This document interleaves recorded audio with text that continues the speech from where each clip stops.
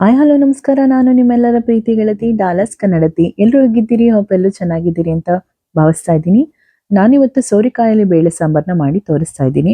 ತುಂಬಾ ಈಸಿಯಾಗಿ ಮಾಡ್ಬೋದು. 20ರಿಂದ 30 ನಿಮಿಷ ಇದ್ರೆ ಮಧ್ಯಾಹ್ನ ಅಥವಾ ರಾತ್ರಿ ಅಡಿಗೆ ರೆಡಿ ಆಗುತ್ತೆ. ನಾನಿಲ್ಲಿ ಈ ಸಾಂಬಾರನ್ನ ಮಾಡಿ ತೋರಿಸ್ತಾ ಇದ್ದೀನಿ. ಬನ್ನಿ ಇದನ್ನ ಮಾಡೋದು ಹೇಗೆ ಅಂತ ನೋಡೋಣ. ಮೊದಲಿಗೆ ಮಸಾಲೆನ ರುಬ್ಬಿಟ್ಕೊಳ್ಳೋಣ. ಒಂದು ಮಿಕ್ಸಿ ಜಾರ್ಗೆ ಒಂದು 1/4 ಕಪ್ ಆಗುವಷ್ಟು ಕಾಯಿ ತುರಿ ಹಾಗೆ ಸ್ವಲ್ಪ ಹುಣಸೆ ಹಣ್ಣು ಹಾಕೊಳ್ತಾ ಇದ್ದೀನಿ. ಹಾಗೆ ಒಂದು ಅರ್ಧ ಈರುಳ್ಳಿ ಹಾಗೆ 2ರಿಂದ 3 ಟೊಮೆಟೊ ಹಾಕೊಳ್ಳಿ. ನಾವು ಕಾಯಿ ಕಮ್ಮಿ ಹಾಕೊಂಡ್ರೆ ಟೊಮೆಟೊ ಜಾಸ್ತಿ ಹಾಕೋಬೇಕು, ಇಲ್ಲಾಂದ್ರೆ 2 ಸಾಕಾಗುತ್ತೆ. ಸ್ವಲ್ಪ ಕೊತ್ತಂಬರಿ ಹಾಕೊಳ್ತಾ ಇದ್ದೀನಿ. ಹಾಗೆ ಬೇಳೆ ಸಾಂಬಾರನ್ನ ಪುಡಿ ಹಾಕೊಳ್ತಾ ಇದ್ದೀನಿ. ಖಾರಕ್ಕೆ ಅನುಗುಣವಾಗಿ ಹಾಕೊಳ್ಳಿ. ಒಂದು 2 ಟೇಬಲ್ ಸ್ಪೂನ್ ಬೇಕಾಗುತ್ತೆ. ನಾನಿಲ್ಲಿ ಒಂದು 4ರಿಂದ 5 ಜನಕ್ಕೆ ಆಗುವಷ್ಟು ಸಾಂಬಾರನ್ನ ಮಾಡಿ ತೋರಿಸ್ತಾ ಇದ್ದೀನಿ. ಈಗ ಇದನ್ನ ನೀಟಾಗಿ ಪೇಸ್ಟ್ ಮಾಡ್ಕೋಬೇಕು. ನೋಡಿ, ಈ ರೀತಿ ಚೆನ್ನಾಗಿ ಪೇಸ್ಟ್ ಆಗಿದ್ರೆ ಸಾಕು. ನೆಕ್ಸ್ಟು ಒಲೆ ಮೇಲೆ ಒಂದು ಕುಕ್ಕರನ್ನು ಇಟ್ಟು ಅದಕ್ಕೆ ಒಂದು 15ರಿಂದ 20 ನಿಮಿಷಗಳ ಕಾಲ ಬೇಳೆನ ನೆನೆಸಿದ್ದೆ. ಒಂದು ಅರ್ಧ ಕಪ್ ಆಗುವಷ್ಟು ಅದನ್ನ ಹಾಕೊಳ್ತಾ ಇದ್ದೀನಿ. ಹಾಗೆ ಒಂದು ಬೌಲ್ ಆಗುವಷ್ಟು ಸೋರೆಕಾಯಿನ ಈ ರೀತಿ ಕಟ್ ಮಾಡಿ ಹಾಕೊಳ್ಳಿ. ಹಾಗೆ ಇದಿಷ್ಟು ಮುಳುಗುವಷ್ಟು ಸ್ವಲ್ಪ ನೀರನ್ನು ಹಾಕೊಳ್ಳಿ. ತುಂಬ ಜಾಸ್ತಿ ನೀರು ಅವಶ್ಯಕತೆ ಇಲ್ಲ. ಸೋರೆಕಾಯಿ ಮತ್ತು ಬೇಳೆ ಎಲ್ಲ ಮುಳುಗುವಷ್ಟು ನೀರು ಹಾಕೊಂಡ್ರೆ ಸಾಕಾಗುತ್ತೆ. ಹಾಗೆ ನಾವೀಗ ರುಬ್ಬಿಟ್ಕೊಂಡಿದ್ವಲ್ಲ ಮಸಾಲೆ, ಅದನ್ನು ಕೂಡ ಎಲ್ಲಾನು ಹಾಕೋಬೇಕು. ಹಾಗೆ ಮಿಕ್ಸಿ ಜಾರ್ಗೆ ಸ್ವಲ್ಪ ನೀರನ್ನು ಹಾಕೊಂಡು ಆ ನೀರನ್ನು ಕೂಡ ಹಾಕೊಳ್ಳಿ. ನೀಟಾಗಿ ಮಿಕ್ಸ್ ಮಾಡ್ಕೋಬೇಕು. ಈಗ ಇದಕ್ಕೆ ಸ್ವಲ್ಪ ಅರಿಶಿನ ಹಾಕೊಳ್ತಾ ಇದ್ದೀನಿ. ಹಾಗೆ ರುಚಿಗೆ ತಕ್ಕಷ್ಟು ಉಪ್ಪನ್ನು ಹಾಕೊಳ್ಳಿ. ನಾನು 1 ಟೇಬಲ್ ಸ್ಪೂನ್ ಆಗುವಷ್ಟು ಉಪ್ಪನ್ನು ಹಾಕೊಳ್ತಾ ಇದ್ದೀನಿ. ಆಮೇಲೆ ನೋಡಿ ಹಾಕೊಳ್ಳೋಣ. ಈಗ ಇದನ್ನು ನೀಟಾಗಿ ಮಿಕ್ಸ್ ಮಾಡಬೇಕು. ಒಂದು ಸೌಟ್ ತಗೊಂಡು ನೀಟಾಗಿ ಮಿಕ್ಸ್ ಮಾಡಿ. ತುಂಬ ಕ್ವಿಕ್ ಆಗುವಂಥ ಸಾಂಬಾರುಗಳಲ್ಲಿ ಇದು ಕೂಡ ಒಂದು. ನೋಡಿ, ಮುಚ್ಚಳನ ಮುಚ್ಚಿ ಒಂದು 2 ವಿಜಿಲ್ ಬಂದರೆ ಸಾಕು. ಬೇಳೆ ನಾವು ಆಲ್ರೆಡಿ ಒಂದು 15 ನಿಮಿಷ ನೆನೆಸಿರೋದ್ರಿಂದ ಬೇಗ ಅಡುಗೆ ಆಗುತ್ತೆ. ಸೊ ಇದೊಂದು 2 ವಿಜಿಲ್ ಬರಲಿ. ಅದಾದಮೇಲೆ ಒಗ್ಗರಣೆ ಕೊಟ್ಟರೆ ಸಾಂಬಾರು ರೆಡಿ ಆಗುತ್ತೆ. ನೋಡಿ, ವಿಜಿಲ್ ಬಂತು.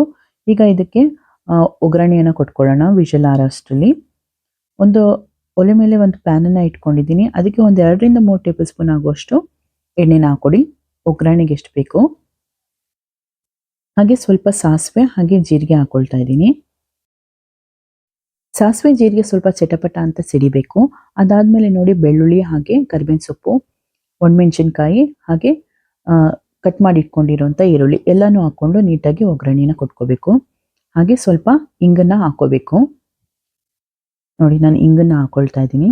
ಸೊ ಈಗ ಇದನ್ನಿಷ್ಟು ನೀಟಾಗಿ ಒಗ್ಗರಣೆ ಫ್ರೈ ಮಾಡಿಕೊಂಡ್ರೆ ಸಾಕಾಗುತ್ತೆ. ಈರುಳ್ಳಿ ಈ ಥರ ನೀಟಾಗಿ ಫ್ರೈ ಆಗೋ ತನಕ ಹುರ್ಕೋಬೇಕು. ಒಂದು 2ರಿಂದ 3 ನಿಮಿಷ ಆದರೆ ಸಾಕು, ಬೇಗ ಫ್ರೈ ಆಗಿಬಿಡುತ್ತೆ. ನೆಕ್ಸ್ಟ್ ಇದನ್ನು ನಾವು ಕುಕ್ಕರ್ನ ಮುಚ್ಚಳನ ತೆಗ್ದು ಅದಕ್ಕೆ ಮಿಕ್ಸ್ ಮಾಡ್ಕೋಬೇಕು. ಬೇಳೆ ಮತ್ತು ತರಕಾರಿ ಎಲ್ಲ ಚೆನ್ನಾಗಿ ಬೆಂದಿರುತ್ತೆ. ನಮಗೊಂದು 15-20 ನಿಮಿಷ ಇದೆ ಅಂತ ಹೇಳಿದಾಗ, ಸೋರೆಕಾಯಿ ಇದೆ ಮನೇಲಿ ಅಂತ ಹೇಳಿದ್ರೆ ಈ ಥರ ಬೇಗ ಕ್ವಿಕ್ಕಾಗಿ ಮಾಡ್ಕೋಬೋದು. ಎಲ್ಲನೂ ಕುಕ್ಕರ್ಗೆ ಹಾಕಿ ಒಂದು ಕೂಗಿಸಿ ಒಗ್ಗರಣೆ ಕೊಟ್ಟರೆ ಸಾಂಬಾರು ರೆಡಿನೇ ಆಗೋಗುತ್ತೆ. ಅಷ್ಟರಲ್ಲಿ ಅನ್ನ ಮುದ್ದೆ ಏನು ಬೇಕು ನೀವು ಅದನ್ನು ರೆಡಿ ಮಾಡ್ಕೋಬೋದು.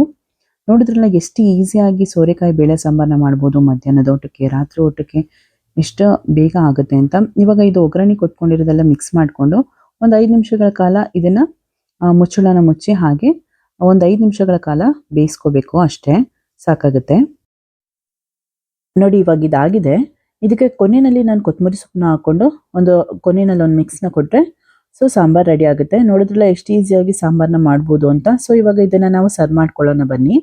ನಾನೊಂದು ಪ್ಲೇಟ್ನ ಇಟ್ಕೊಂಡಿದ್ದೀನಿ. ಈಗಾಗಲೇ ನಾನು ಮುದ್ದೆನ ಮಾಡಿಟ್ಕೊಂಡಿದ್ದೆ, ಅದನ್ನು ಸರ್ವ್ ಮಾಡ್ಕೊಂಡಿದ್ದೀನಿ. ಹಾಗೆ ಅನ್ನ ಮಾಡಿಟ್ಕೊಂಡಿದ್ದೆ, ಅದನ್ನು ಕೂಡ ಸರ್ವ್ ಮಾಡ್ಕೊಂಡಿದ್ದೀನಿ. ಹಾಗೆ ಈಗ ಸಾಂಬಾರನ್ನ ಸರ್ವ್ ಮಾಡ್ಕೊಳ್ತಾ ಇದ್ದೀನಿ. ರುಚಿಕರವಾದಂತಹ ಸೋರೆಕಾಯಿ ಸಾಂಬಾರು ಸರ್ವ್ ಮಾಡ್ಕೊಳ್ತಾ ಇದ್ದೀನಿ. ಹಾಗೆ ಊಟ ಆದಮೇಲೆ ಸ್ವಲ್ಪ ಉಪ್ಪಿನಕಾಯಿ ಇರಲೇಬೇಕಲ್ಲ, ಸೊ ಉಪ್ಪಿನಕಾಯಿನೂ ಕೂಡ ನಾನು ಸರ್ವ್ ಮಾಡ್ಕೊಳ್ತಾ ಇದ್ದೀನಿ. ಹಾಗೆ ನಾನು ಕುಂಬಳಕಾಯಿ ಪಲ್ಯನ ಮಾಡಿಟ್ಕೊಂಡಿದ್ದೆ, ಅದನ್ನು ಕೂಡ ಸರ್ವ್ ಮಾಡ್ಕೊಳ್ತಾ ಇದ್ದೀನಿ. ನೋಡಿದ್ರಲ್ಲ, ಮಧ್ಯಾಹ್ನ ಅಥವಾ ರಾತ್ರಿ ಊಟಕ್ಕೆ ಎಷ್ಟು ರುಚಿಕರವಾದಂತಹ ಈಸಿಯಾಗಿ ಸಾಂಬಾರನ್ನ ಮಾಡ್ಬೋದು ಅಂತ ಹೇಳ್ತಾ. ಸೊ ನಾನು ಮುಂದಿನ ವಿಡಿಯೋದಲ್ಲಿ ನಿಮಗೆ ಮತ್ತೆ ಸಿಗ್ತೀನಿ. ನೀವು ಕೂಡ ಈ ಅಡುಗೆನ ಮಾಡಿ ಹೇಗಿತ್ತು ಅಂತ ಕಮೆಂಟ್ ಮೂಲಕ ತಿಳಿಸೋದನ್ನ ಮರಿಬೇಡಿ. ಇಷ್ಟೊತ್ತು ವಿಡಿಯೋ ನೋಡಿದ್ದಕ್ಕೆ ಎಲ್ರಿಗೂ ತುಂಬಾನೇ ಧನ್ಯವಾದಗಳು. ವಿಡಿಯೋ ಇಷ್ಟ ಆಗಿದ್ರೆ ಪ್ಲೀಸ್ ಲೈಕ್ ಮಾಡಿ, ಶೇರ್ ಮಾಡಿ, ಕಾಮೆಂಟ್ ಮಾಡಿ. ಹಾಗೆ ಸಬ್ಸ್ಕ್ರೈಬ್ ಆಗೋದನ್ನಂತೂ ಮರೀಲೇಬೇಡಿ. ಪಕ್ಕದಲ್ಲಿ ಇರುವಂಥ ಬೆಲ್ ಐಕನ್ನ ಪ್ರೆಸ್ ಮಾಡಿ. ನಾನು ಮುಂದೆ ಹಾಕೋ ಎಲ್ಲ ವಿಡಿಯೋಗಳ ನೋಟಿಫಿಕೇಶನ್ ನಿಮಗೆ ಬಂದು ತಲುಪುತ್ತೆ. ಬಾಯ್.